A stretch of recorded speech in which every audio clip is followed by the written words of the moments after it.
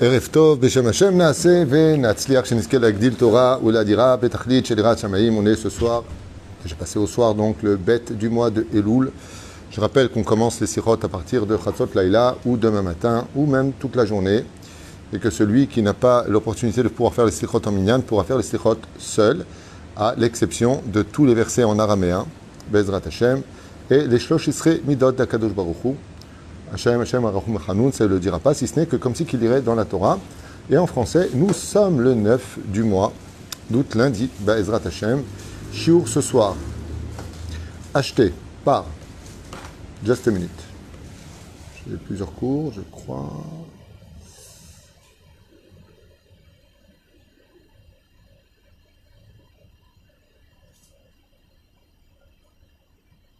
Josiane Deré pour remercier Akadosh Baruch Hu de tous ses bienfaits. Voilà. Shem Verechotar Josiane, Shem Verechotar Bechol Asherlach, Kol la famille, Be'ezrat Hashem. Merci d'être toujours là pour nous soutenir, ainsi que tous ceux qui nous soutiennent. Pour le 10 du mois, ceux qui peuvent, tant mieux. Tiskou, les mitzvot, c'est bien de mettre du poids sur la balance. Et ceux qui ne peuvent pas, un sourire suffira amplement. Et, on pensera, Be'ezrat Hashem, aussi à l'élévation d'une personne qui est partie de ce monde. Pour qui on dira Bli Neder le Kaddish toute l'année, Gilbert Victor Chaim Ben Lala, Roi Hashem Tanacheno Begana Eden Elion Vechol HaShochvim Imo, Bezrat Hashem, puisque sa nièce a pris à cœur cette mitzvah-là. Et voilà, d'où l'importance de toujours penser, Bezrat Hashem, à qui va dire le Kaddish pour nous quand on partira de ce monde, qui va penser à nous, qui va faire des cours. Que Dieu la bénisse, cette jeune nièce qui a pris sur elle, Bezrat Hashem, de veiller sur l'élévation de l'âme de son tonton. C'est un bel exemple à donner. Souvent, vous entendez peut-être autour de vous des gens qui décèdent, et puis il n'y a pas vraiment de suivi, parce que les enfants ou les petits-enfants ne sont pas sur le chemin vraiment de la Torah, ou que pour eux, c'est pas vraiment important, ils n'ont pas appris, ils savent pas. Tout comme moi, avant d'avoir fait tchouva, j'étais pas au courant de toutes les valeurs du judaïsme, et donc, pour nous, il n'y a rien de grave. Bezrat Hashem. On pensera en même temps à l'élévation de quelqu'un qui, même si le corps est sous terre, reste toujours dans nos cœurs.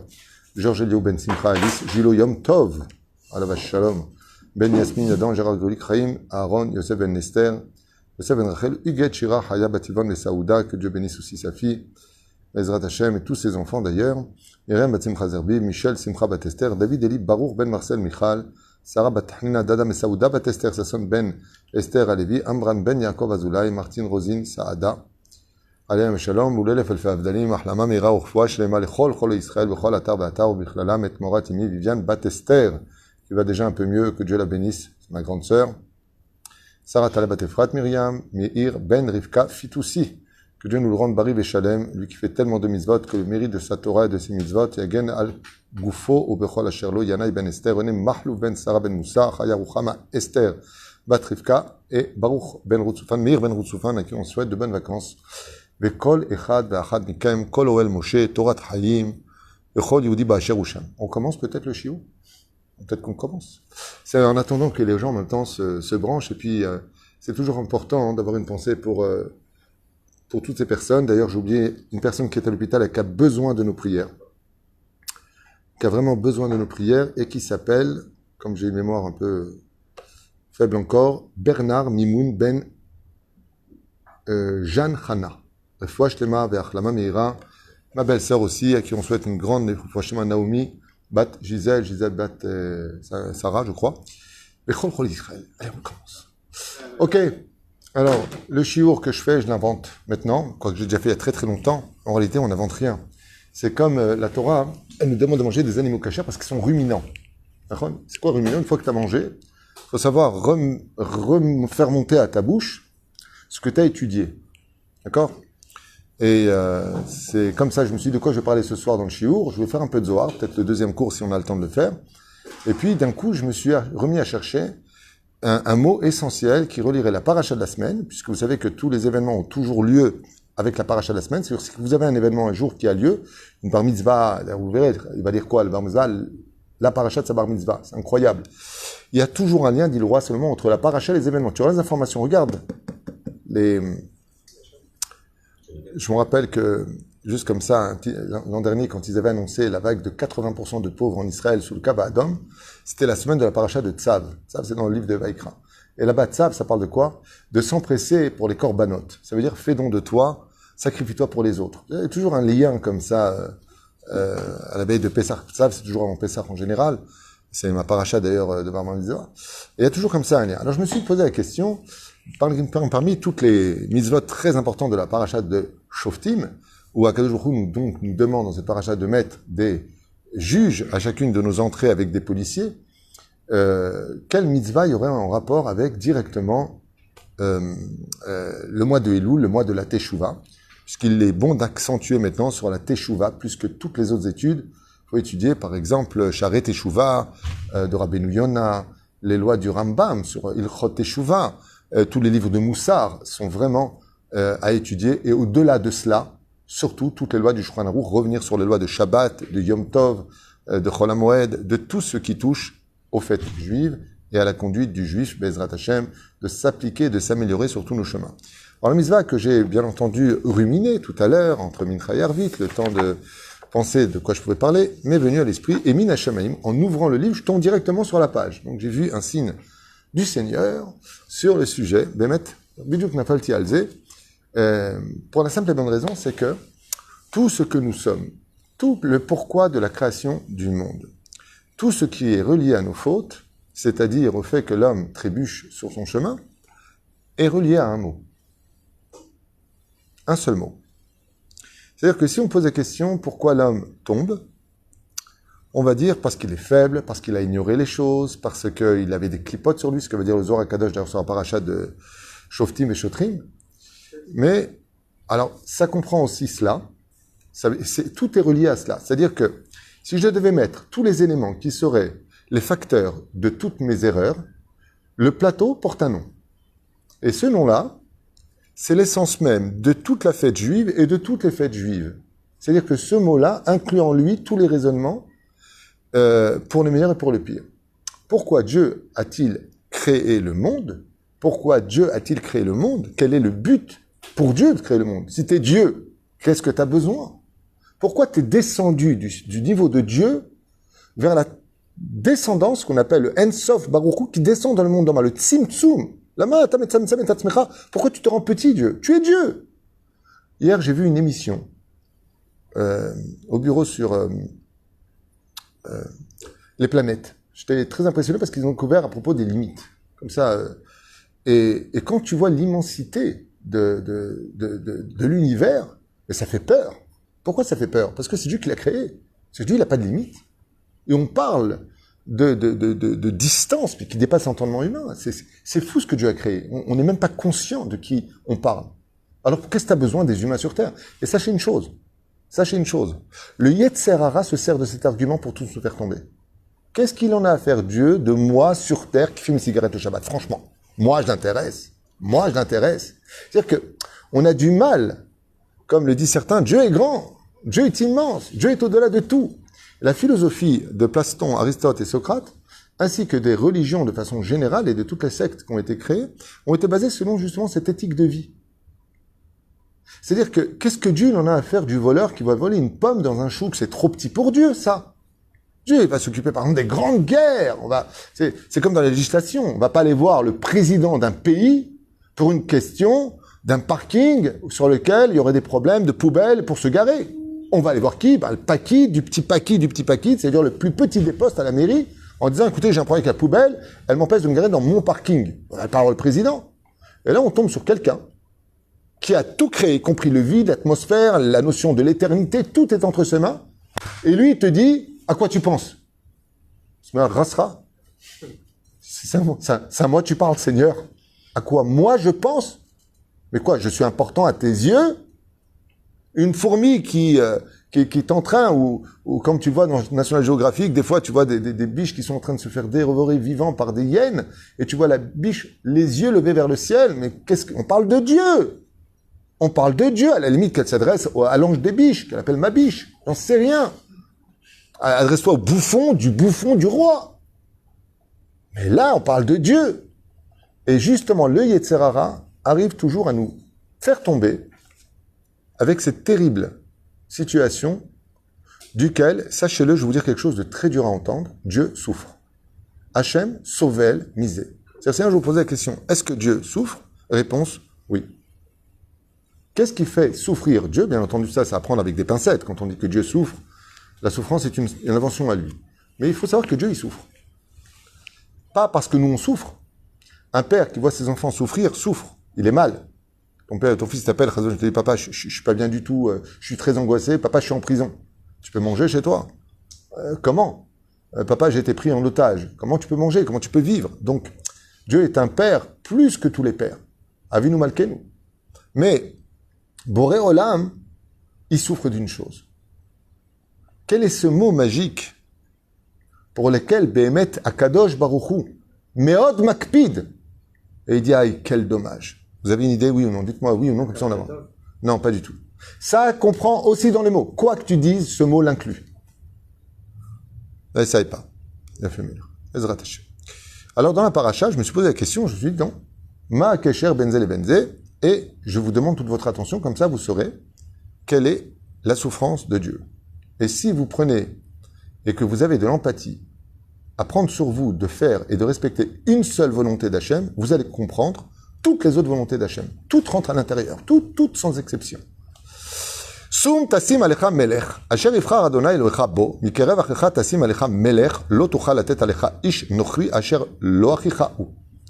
Un des commandements de la paracha de justement Shoftim et Shotrim, c'est d'avoir un roi. Et Akadosh Baruch Hu, dans son extrême humilité, nous propose la mitzvah d'avoir un roi. Ce roi a l'obligation d'être juif, d'être de la tribu de Yehuda. Et il doit être comme un frère pour toi, c'est-à-dire ressentir le problème familial à l'échelle nationale. Un vrai roi en Israël, c'est celui qui descend vers le peuple. On n'a pas besoin de monter le voir. Dans une ville, un maire, un leader, c'est celui qui descend vers les autres. Un vrai leader dans la Torah, je parle au niveau des yeux de la Torah. Tu me diras, dans ce cas-là, alors il fera jamais son rôle. Non. Son rôle, c'est essentiellement ça. Qui nous donne l'exemple? Dieu. Dieu lit nos pensées, ce que tu vois, il le regarde, ce que tu dis, il écoute.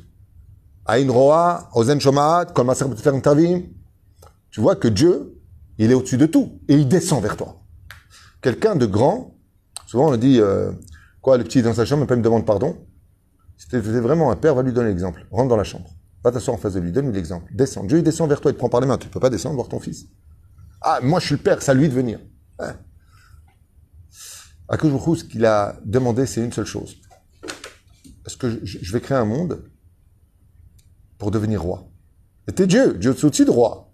Il y a roi, empereur, Dieu. Akadosh Baruch Hu, il dit, non. Que je sois Dieu, c'est sûr que je suis Dieu. C'est indiscutable. Ki gadol shemi bagoim, comme dit Ishayahu, mon nom en tant que Dieu est connu parmi toutes les nations du monde. Mais d'être Dieu, ça ne rend pas service. Pourquoi? Parce qu'on va lui mettre un cierge, on va lui faire un temple, on va faire un sacrifice, la choune de basket. La dimension de Dieu est tellement au-dessus de l'homme que la philosophie humaine accepte facilement que Dieu existe à la condition où Dieu ne s'intéresse pas trop à moi, dans le sens où il est Dieu. Parce que c'est impossible que Dieu, qui soit Dieu, s'intéresse à une créature sur Terre, au niveau idéologique. Il est Dieu. Donc tu vas passer par des anges intermédiaires. C'est pour ça que les nations du monde créent des intermédiaires. Mohammed pour leur Dieu, Jésus pour leur Dieu, Bouddha pour leur Dieu, et toutes sortes d'intermédiaires. Chez les bouddhistes, chez toutes les sectes qui existent, il y a toujours des... Tu veux dire que moi, je peux être directement en lien avec Dieu, Israël, Yachar El, mais qui je suis, moi? Et Dieu, il te dit, je vais t'expliquer un truc. Tu vois le vouvoiement, c'est une forme de respect, mais c'est aussi une forme d'éloignement. Ton père, que Dieu repose son âme, quand on se fâchait avec lui, il nous appelait plus, dis-moi mon fils, ou là, tu. Écoutez, monsieur, je vous parle. C'est-à-dire, on a coupé les liens. Le vouvoiement, c'est une façon de garder les distances. Tout le monde le sait, tout le monde le comprendra. Celui qui parle français le vit très bien. Mais en hébreu aussi, ça existe le vouvoiement dans l'absolu. Mais à Akadosh Baruch Hu, il ne veut pas de ça. Baruch Ata. Normalement, on devrait dire Baruch Atem Hashem. Pas parce que Dieu est plusieurs, mais par respect pour lui. Parce que Dieu est justice, il est bonté, il est promesse, il est. Dieu des armées, il a tellement d'attributs.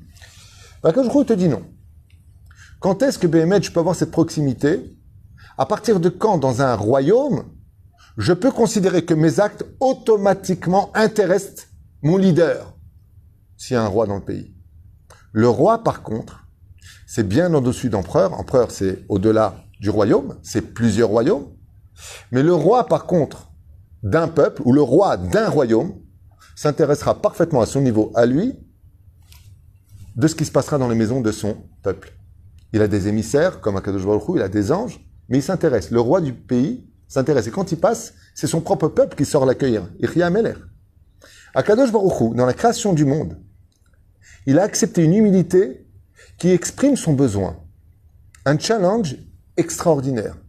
Je suis prêt à quitter mon rôle de Dieu, ouais, mon rôle d'empereur, pour descendre au niveau de roi.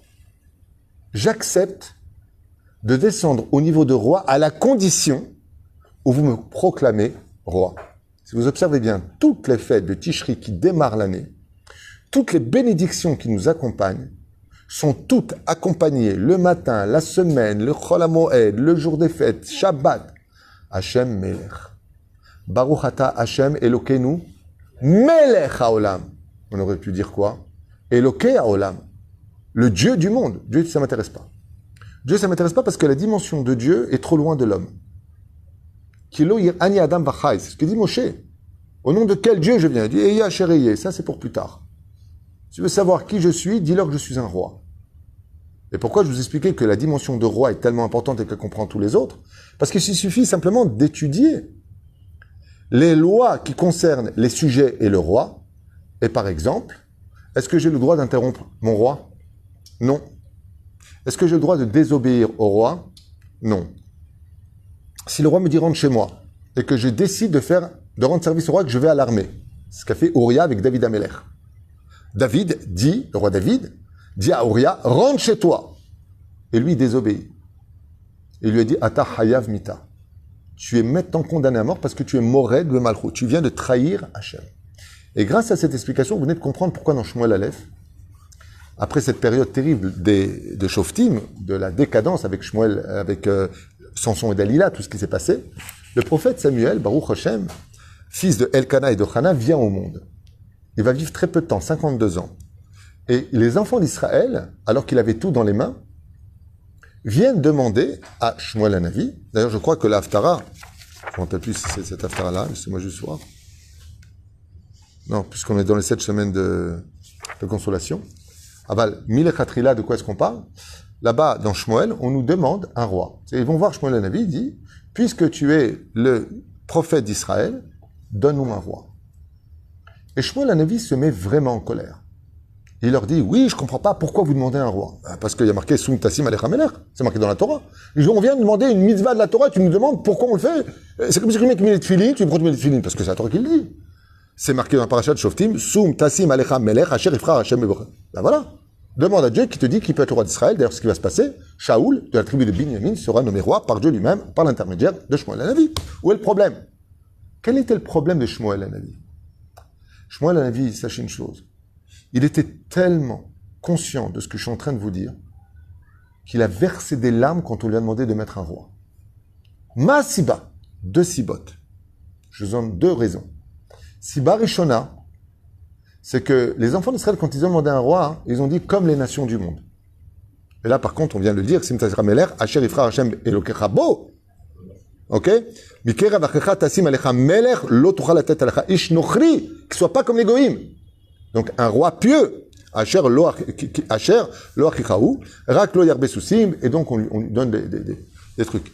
Donc, première crise de Shmuel Hanavi en disant, oh, il y a une raison qui est beaucoup plus profonde que celle-ci, pour laquelle Shmuel Hanavi s'est mis dans une grande colère contre le peuple d'Israël. Vous savez laquelle? Quand ils ont demandé un roi, Shmuel Hanavi, il a hurlé. Qu'est-ce que vous venez de demander? Il y en a un qui a créé le monde. Le seul but de la création du monde, en nous donnant le libre arbitre, c'était d'accepter de faire de lui roi ou pas. Et vous me demandez un humain? Et vous me demandez un homme? Vous demandez un intermédiaire? Qu'est-ce que vous venez de faire? Mais c'est marqué dans la Torah.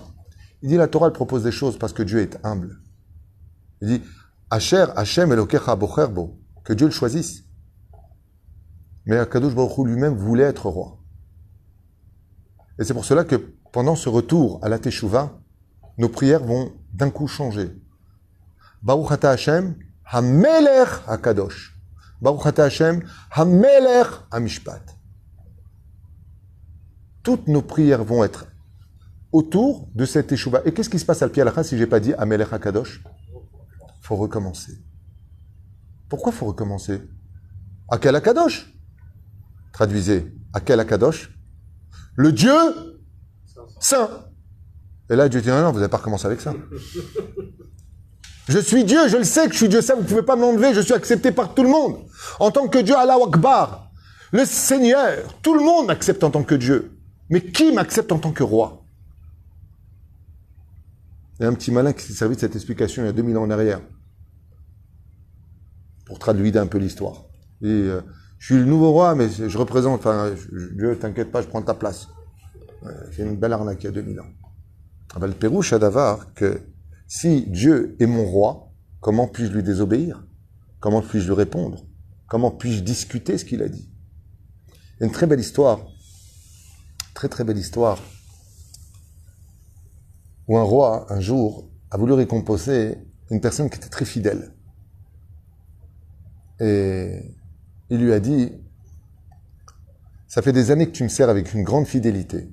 Tu m'as toujours fait confiance. Tu m'as sauvé plusieurs fois la vie sur les camps de bataille, sur les champs de bataille. Est-ce qu'il y a quelque chose que tu aimerais? Et il lui a dit, oui, il y a une chose que j'aimerais vraiment. Il lui dit, c'est quoi?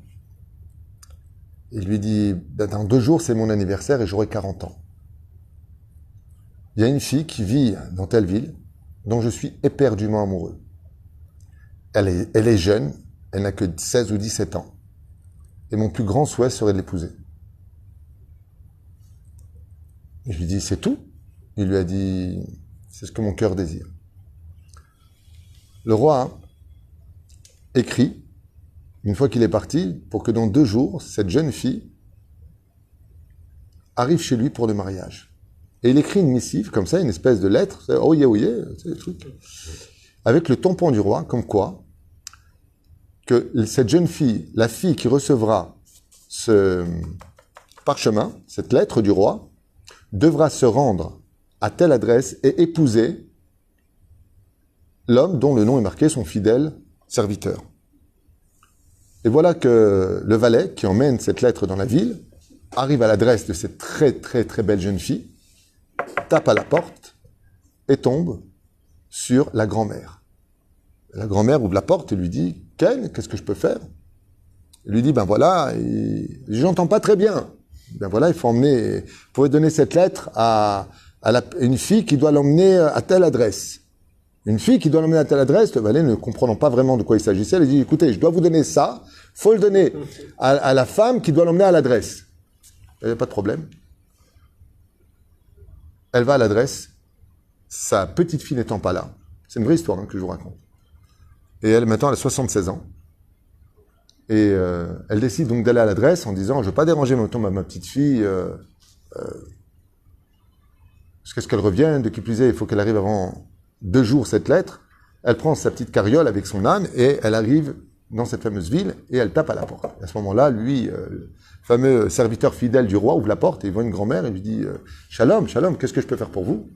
Il lui dit « Rien du tout. J'ai un message du roi pour vous que je dois vous amener personnellement. » Et elle lui donne.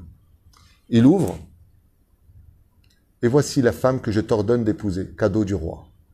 Il regarde la grand-mère, il regarde le truc, il dit pourtant j'ai été gentil moi avec le roi, j'ai pas fauté, sachez qu'il a épousé. 1 an plus tard, le roi l'appelle, il vient le voir comme ça, et il lui dit ça ne te ressemble pas à l'ingratitude. Il lui a dit mais je vous remercie pour tout, je vous ai envoyé une lettre de remerciement pour l'épouse que vous m'avez envoyée. Il lui a dit, oui, mais normalement, tu aurais dû m'envoyer combien tu es heureux et combien tu... Il dit, écoutez, d'épouser une femme de 77 ans, c'est un grand cadeau que vous me faites. Je vous remercie du fond du cœur, mais j'aurais quand même voulu avoir un peu d'enfant et j'ai pas osé vous le dire. Il lui dit, comment ça, une fille de... Qu'est-ce que tu racontes? Amène-moi ton épouse.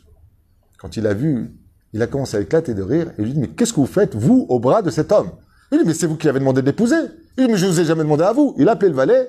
Le valet s'est fait punir de coups de bâton parce qu'il n'a pas fait ce qu'il fallait qu'il la remette dans les mains de la jeune fille. Mais lui, comme la jeune fille n'était pas là, il dit, bon, vous le remettrez à la jeune fille. Résultat, il lui dit, ça fait 1 an que tu es marié avec elle. Et pourquoi tu l'as épousée? Pourquoi tu n'es pas venu me voir? Et à ce moment-là, il lui dit quelque chose de très beau. Il lui a dit, depuis quand est-ce qu'on est Me'ar Erim Ahare Marchavot Ameler? Depuis quand est-ce qu'on a le droit de penser quand un roi nous donne des ordres? Le roi, il a regardé comme ça et il lui a dit, Chayecha, que je t'offre un royaume pour toi tout seul et que tu épouseras maintenant que je te donne duc, il a nommé un très très haut degré, tu épouseras maintenant la jeune fille de tes rêves. Et comme ça les choses se sont passées, sauf, il a répudié la grand-mère, il a repris... Mais pourquoi je vous dis ça? Parce que cette histoire qui a été vécue exprime exactement ce que Dieu y veut. C'est-à-dire qu'il lui a dit, c'est quoi que tu voudrais le plus au monde? Ça. Eh ben, tu auras exactement le contraire. Mata Omer, il lui a dit, mais depuis quand on réfléchit? Moi, quand la vieille dame a donné cette tête et que j'ai vu que c'était votre volonté, on s'est mariés le lendemain, le jour de mon anniversaire. Ça a été très dur pour moi. Elle a essayé de me mordre, mais j'avais de la chance. Elle n'a plus de dents. Mais voilà, quoi, je veux dire, le roi a dit, on fait. C'est ce qu'il veut Hachem. Akadosh Baruch Hu, ce qu'il demande, Hamelech Hakadosh, Hamelech Hamishpat, Hashem Melech, Hashem Malach, Hashem ou Elohim. On le sait. Mais une fois qu'on descend, est-ce qu'on dit d'abord Hashem Melech ou Hashem ou Elohim? D'abord, Hashem ou Elohim. Après, on descend, Hashem Melech. Et Akadosh Baruch Hu, ce qu'il veut, vous le constaterez de façon très imagée, quand tu portes un vêtement, qu'est-ce que tu dis? Baruch Ata Hashem Elokeinu Melech Haolam She'achiyanu Vekiyimanu Ve'yigenu Nachon. Le mot Melech, il est toujours très proche de toi. Quand tu manges, tu vas prendre une boisson. Baruch Ata Hashem Elokeinu Melech Haolam She'akol. Le mot Melech Haolam, roi du monde, il est tout de suite après le contenu du pourquoi tu fais la bracha pour qu'elle soit sur tes lèvres. En réalité, ce qu'il veut Hashem, quand tu manges et quand tu bois, tu fasses la bracha sur le mot Melech Haolam. Mets-moi près de toi sur ta bouche. Porte-moi sur ton vêtement. Ce que je veux, c'est être roi. Est-ce que tu peux faire de moi ton roi? Et donc, si c'est ton roi, est-ce que tu as le droit d'être ingrat? Non. Est-ce que tu as le droit d'être triste devant le roi? Non. Est-ce que tu dois te désobéir au roi? Non. Est-ce que tu... Non, non, non, non, non. Pourquoi? Parce qu'il est roi. Et Akadosh Baruch Hu, il veut cette proximité de Sum Tassim Alecha Melech. Et c'est ce qu'il dit à Hachem. Vous venez au Beth Midrash, vous venez à la synagogue. La Shrina descend. Pourquoi on appelle ça la Shekhinah? Parce que c'est la malchoute. La Shekhinah, c'est la malchoute de Dieu. C'est la Chotemet d'Hachem. Quand on parle de Shabbat, c'est quelle sphira? Malchoute. Shabbat, c'est malchoute. C'est quoi malchoute? Royauté. Akadosh Baruch Hu, il demande, est-ce que tu pourrais faire de moi ton roi? Quand une jeune fille, impatiente de se marier parce que le temps passe vite, trouve un garçon, elle le trouve magnifique. Tombe sur un beau gosse, 1m80, une petite fossette, des yeux en amande, vert, une bête coupe de cheveux. Bon, un Tunisien, quoi. Elle craque. Il est mignon, il est gentil, et il est religieux. Baruch Hashem, ça passe. Ok? Mazel le désir, et lui, il a envie de lui tenir la main. Si on parle de Dieu, Dieu, il comprendra. Juste parce que j'ai tenu la main, mais si on parle de roi, je peux pas. Parce qu'un roi, c'est comme un père pour chaque personne du royaume. Et c'est pour ça qu'on dit d'ailleurs, dans nos prières, Avinu Malkeinu. Prenons un exemple du Shulchan Aruch. Le Rambam dit, comment doit être considéré le père par les enfants et son épouse à la maison? C'est marqué noir sur blanc. Comme un roi. C'est-à-dire que, comme j'ai dit, on revient de Baruch Hashem, on a eu le mérite de faire quelques jours de vacances en famille, même si j'ai pas arrêté de bosser non plus. Et vous avez été très nombreux à m'écrire, mais Baruch Hashem, tout le mérite pour moi. Vous savez quand est-ce qu'on se sent roi? Vous savez quand est-ce qu'on se sent roi? Quand la table est mise, que tu as tous tes enfants, tes belles filles, parce que moi j'ai pas de filles malheureusement, et heureusement parce que j'aurais pourri la vérité tellement. J'ai toujours rêvé d'avoir une fille, j'ai eu que des garçons, que Dieu me les garde, et que tu vois tous tes petits-enfants. Papi, papi, papi. Et chacun veut monter sur toi, il veut une glace, il veut quelque chose. Et tu regardes devant toi ta descendance. Tu vois tes enfants se parler les uns avec les autres. Et d'un coup, ils se retournent vers toi et te disent, papa, tu veux que je te serve une anisette? Papa, tu veux que je t'amène un morceau? Papa, tu as eu une entrecôte? Papa. Là, tu te sens roi. Mais si tu as une table, et que tu as offert cette belle séouda, que tout le monde est content et que personne ne te regarde, personne ne te parle, personne ne te considère. Et pire que tout, quand tu parles, personne ne t'écoute. Et ça va jusqu'à même des fois dans certaines familles partir sans dire au revoir. Bah, tu diras au revoir à papa, hein. En quoi est-il roi? Il n'est que le roi de sa propre personne. Être roi veut dire être respecté. Une femme qui honore son mari et le respecte, tel un roi, c'est une femme qui fait sa volonté. Un homme qui n'est pas mal avec une servante, avec une reine, c'est un homme qui est à l'écoute de sa femme. Comment est-ce qu'une femme se sent être une reine? Quand elle se sent protégée par son roi. Et nous, on a inversé tous les rôles. Les hommes sont devenus des femmes, les femmes sont devenues des hommes, les disputes, les insultes, les bras de fer, les enfants, ils mangent même plus avec toi. Nous sommes des rois à l'image de ce qu'on a fait de Dieu. Le reflet, dit Rabbi Nachman, de nos familles, n'est que le reflet de la relation qu'on a avec Dieu. Dieu, il est là et te dit alors, tu vas manger? T'as vu, je t'ai apporté ta parnassa pour que tu manges. Hop! Dis chez Akol Yavid Baro, fais une bracha, mets mon nom de roi sur la nourriture que je suis près de toi, moi aussi je suis à ta table. Baruch ata Hashem Elokeinu Melech haolam, au mot Melech, arrête-toi 2 secondes. Réalise que tu as le mérite de faire de ton Dieu un roi. C'est toute la réalisation de Dieu. Et c'est ce qu'a dit Shmuel Hanavi. Pourquoi vous demandez un roi? À la fin des temps, quand viendra Bezrat Hashem, la Géoula finale, qui sera le roi? Mashiach n'est que l'intermédiaire de la préparation de celui qui annonce que Dieu vient en tant que roi sur terre. Le Mikdash d'Hachem, c'est le palais du roi. Sachez que toute la chassidoute est basée sur ce principe fondamental de faire de Dieu un roi. Mais pour pouvoir faire de Dieu un roi, il faut d'abord respecter la volonté du roi. Tout tient dessus. Alors la chrétienté, dans ses prières, s'est servie de ce chiour pour pouvoir, pas de ce chiour-là, de cet enseignement de nos chachamim, bien sûr, bien avant que la chrétienté n'existe, que ta volonté soit faite, hein, toute cette dimension des prières chrétiennes, Hashem Ishmor, justement, a été utilisée de faire un royaume. Seulement, ils n'ont rien compris. Eux, c'est fais ce que tu veux sur terre, à partir du moment où tu fais de moi un roi, c'est bon, t'es quitte. C'est-à-dire que tu peux être une prostituée, un dealer de drogue ou n'importe quoi, à partir du moment où tu adhères à cette idéologie, je fais de toi un roi, c'est bon, c'est bon. C'est un roi de paquetis, ça. Donc, ils ont fait un Dieu, exactement. Donc, ils ont remis cette dimension de divinité à l'échelle de Dieu. Dieu est beaucoup trop grand pour nous. Par exemple, si un jour vous tombez sur une personne qui vous dit « je vais vous dire qui est Dieu », fuyez. Mais par contre, vous pouvez tout à fait écouter un cours sur qui est mon roi. Mon roi m'a demandé de mettre les tefilines. Mon roi m'a demandé de me couvrir la tête en tant que femme. Pourquoi je me couvre la tête? Parce que je n'aime pas ça du tout, mais c'est la volonté de mon roi, j'y peux rien. Ce que lui, il veut, ce que je veux, c'est mon roi. Toi, tu manges cachère, mange un truc, qu'est-ce qui va se fâcher, Dieu pour ça? Fera tchouva, il y a Kippour, allez! D'accord, mais Kippour, j'arrive faire à qui? À un Dieu. Il faut être Dieu pour pardonner. Vous voyez, toute la dimension, elle est très importante. Hachem hu Elohim. N'oublie pas que Dieu est... Hachem est Dieu. Elohim, c'est Dieu. Après, tu fais Hachem Melech. C'est incommensurable, la dimension dans laquelle nous vivons. Et sachez que toute notre teshuva va être basée sur cela.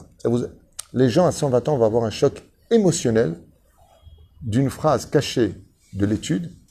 C'est, et je vous demande de le prendre avec beaucoup de sérieux, vraiment de tout votre cœur, combien tu as fait de Dieu un roi. Le Gan Eden qui nous attend, le Olam Abba qui attend chaque juif, prendra la proportion de ce que nous avons fait de Dieu. Est-ce qu'on en a fait un roi ou pas? Je vous donne un exemple, pour finir. Qui est roi sur terre? Est-ce que c'est Dieu qui est roi? Non. La preuve, vous le dites tous les jours. Hachem Melech, Hachem Malach, Hachem Imloch. Vaya Adonai le Melech Bayom Ahou et Adonai Echad ou Shmo Echad. La titre de la voix que Dieu sera roi parce qu'il va s'imposer en tant que roi, la vérité va ressurgir sur terre. Mais qui est roi sur terre? Donnez-moi un nom d'un autre roi qui est appelé roi par nos chachamim dans la Gemara. Non, à Satan ou Melech Ksil Vezaken. Marqué noir sur blanc. Le Satan est un roi stupide et âgé. Bizarre, hein? Marqué dans les prophètes. Donc, qui est appelé roi? Vous n'irez pas suivre d'autres dieux. Pourquoi il y en a d'autres pour que tu dises ça? Parachat de Ré. On a vu que un jour, Dieu nous mettra à l'épreuve dans l'humanité. Il enverra des dieux de pierre, quand on parle, les gens qui sont autour d'un rocher, et des dieux de bois. Le prix qui on parle. Pour vous mettre à l'épreuve. Ne les suivez pas. C'est du mensonge gamour. Mais j'en ferai quand même des miracles. Pour vous mettre à l'épreuve, pour voir si vous m'aimez. Parachat de Ré. Donc Dieu nous parle déjà des grandes religions qui vont naître par la suite au fur et à mesure de l'histoire en nous mettant en garde. Je vous mets à l'épreuve. Surtout, ne rentrez pas là-dedans. C'est du sheker. Alzaché est là. Hein. La grande question pour nous, c'est qui sommes-nous? Iprinat Melech. Qui est roi? Réponse très simple. Si tu écoutes ton Yetzerara, c'est que tu as fait de Dieu un Dieu. Et c'est pour ça que les gens te disent, mais moi, j'ai rien avec Dieu. Moi, je l'aime, Dieu. Oui, mais là, t'es hors propos. Dieu veut que tu l'aimes en tant que roi. Elokenu Melech haolam. Melech, un Hirotzilot Melech. Et donc, Hachem, il te dit, si tu écoutes ton Yetzerara, lui aussi, il l'appelait Melech. Et de quoi il se vante? C'est ce que je viens de vous dire. Maasé nous raconte le Midrash, avec Rabbi Ushua, Rabbi Yehuda, je ne me rappelle plus un des deux, c'est très longtemps que j'ai étudié ça, qui était avec l'empereur de Rome. Et il lui a dit, en tout cas, moi, je suis plus grand que Moshe. Il lui a dit, non, Moshe est plus grand que toi.